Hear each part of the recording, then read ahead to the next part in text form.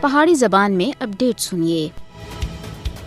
بھارتی وزیر راجناتھ سنگھ دے حالیہ ریمارکس سن مودی حکومت دے حقیقی کردار کو سارے جگ وچ بے نقاب کر چھڑیا ہے۔ راجناتھ سنگھ سن پاکستان وچ قتل و غارت گری اور دہشت گردی دی کاروائیاں دی پالیسی دا برملا اعتراف کر کے دایا۔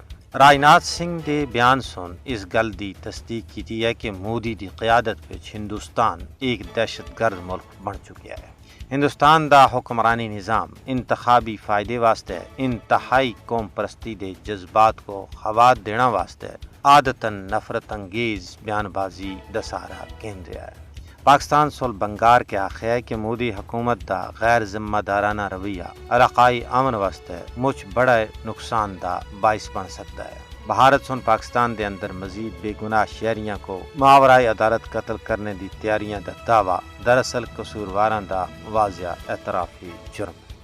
اسلام آباد پہلے ہی دنیا کو پاکستان وچ بھارتی دہشت گردی دے ناقابل تردید ثبوت فراہم کر چکیا ہے اور تے بین الاقوامی میڈیا سن بھی پوری دنیا وچ یہ گل دسی ہے کہ بھارت سن پاکستان دے اندر دہشت گردی دی کاروائیاں کیتیاں اور بے گناہ شہریاں دا قتل کیتا ہے۔